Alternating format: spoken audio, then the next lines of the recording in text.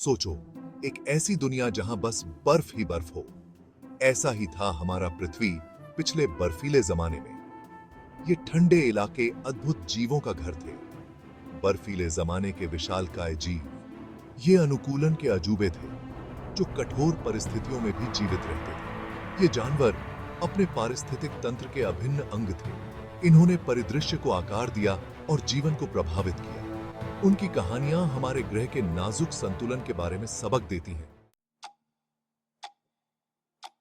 शायद सभी बर्फीले जमाने के जीवों में सबसे ज्यादा प्रसिद्ध वूली मैमथ देखने में बहुत ही शानदार था। घने बालों से ढका और विशाल घुमावदार दांतों से लैस, यह जमे हुए मैदानों में झुंड में घूमता था, ठीक वैसे ही जैसे आज हाथी घूमते हैं। मैमथ का अनुकूलन अपने ठंडे वातावरण के लिए बिल्कुल सही था। इसके घने बाल कड़ाके की ठंड से बचाव करते थे, जबकि इसके छोटे कान और छोटी पूंछ गर्मी के नुकसान को कम करते थे। ये कोमल दानव शाकाहारी थे, जो बर्फ साफ करने और उसके नीचे दबे भोजन को खोजने के लिए अपने दांतों का उपयोग करते थे। वूली मैमथ का अपने पारिस्थितिक तंत्र पर बहुत बड़ा प्रभाव था। वे पारिस्थितिक तंत्र के इंजीनियर थे। उनकी चरने की आदतें वनस्पति को आकार देती थीं और अन्य पौधों और जानवरों की प्रजातियों के वितरण को प्रभावित करती थीं। उनके गोबर ने मिट्टी को उपजाऊ बनाने में मदद की। इस कठोर वातावरण में जीवन के एक समृद्ध जाल का समर्थन किया।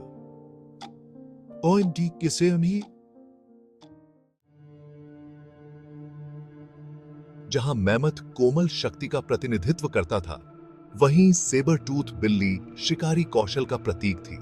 अपने शक्तिशाली अंगों, उस्तरानुमा तेज पंजों और सबसे खासकर अपने विशाल कृपाण जैसे कैनाइन दांतों के साथ, यह शिकारी एक ऐसी ताकत थी जिससे कोई भी टकराना नहीं चाहता था। सेबर टूथ बिल्ली एक बेहद कुशल शिकारी थी, जो बाइसन और यहां तक कि छोटे मैमथ जैसे बड़े शिकार को निशाना बनाती थी।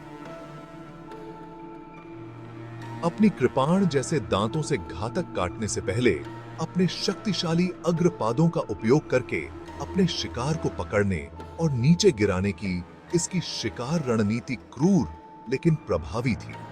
अपनी भयावह प्रतिष्ठा के बावजूद सेबर टूथ बिल्लियां संभवतः सामाजिक प्राणी थीं,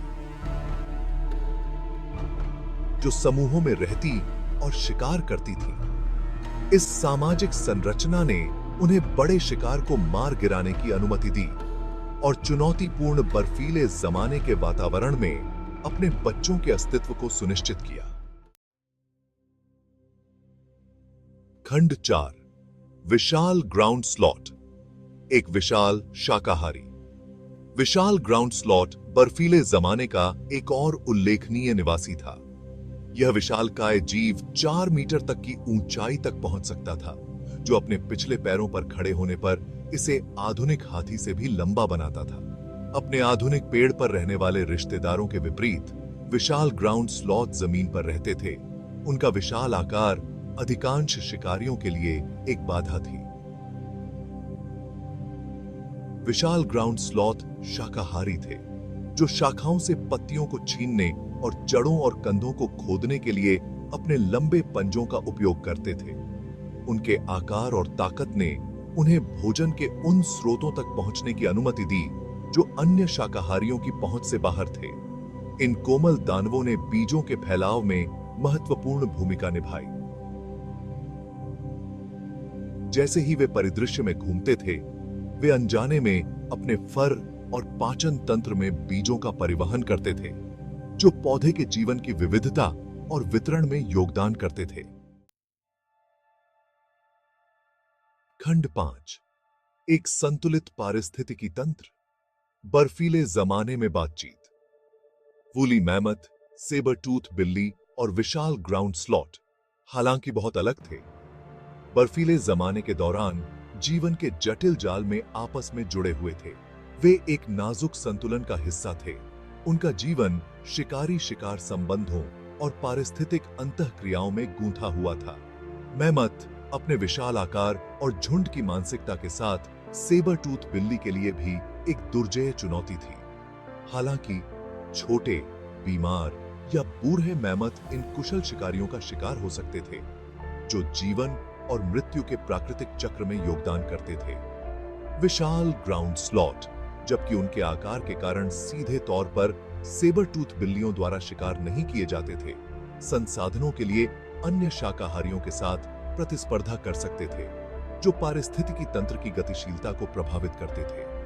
उनका गोबर मैमथ की तरह मिट्टी को समृद्ध करता था, वनस्पति को आकार देता था और विभिन्न प्रकार के छोटे जीवों का समर्थन करता था। खंड 6, एक युग का अंत, मेगाफोना का गायब होना। हालांकि बर्फीले जमाने के दिग्गजों का शासन हमेशा के लिए नहीं था। जैसे ही ग्रह गर्म हुआ और ग्लेशियर पीछे हटे, ये शानदार जीव गायब होने लगे। दो मुख्य कारकों ने महत्वपूर्ण भूमिका निभाई: जलवायु परिवर्तन और मानव प्रभाव। गर्म जलवायु के कारण वनस्पति और भूदृश्यों में भारी बदलाव आए। कभी विशाल घास के मैदान, जो मैमथ और अन्य शाकाहारियों का समर्थन करते थे, उनकी जगह जंगलों ने ले ली, जिससे इन जानवरों के लिए जीवित रहना मुश्किल हो गया। शुरुआती मनुष्य कुशल शिकारी थे और मेगाफौना अपनी धीमी प्रजनन दर के साथ विशेष रूप से कमजोर थे। खंड 7, बर्फ से सबक, अपने भविष्य की रक्षा करना। मेगाफौना का विलुप्त होना प्रकृति की शक्ति और मानवीय क्रियाओं के प्रभाव की याद दिलाता है। उनकी कहानियां आज हमारे लिए बहुमूल्य सबक रखती हैं। अतीत का अध्ययन करके हम पारिस्थितिक तंत्र की बेहतर समझ हासिल करते हैं। वूली मैमथ, सेबर टूथ बिल्ली और विशाल ग्राउंड स्लॉथ का भाग्य जैव विविधता की रक्षा के महत्व पर प्रकाश डालता है। मेगाफौना की चुनौतियां आज कई प्रजातियों की चुनौतियों को दर्शाती हैं। अतीत से सीखकर हम एक ऐसा भविष्य बना सकते हैं जहां मनुष्य और वन्य जीव पनप सकें।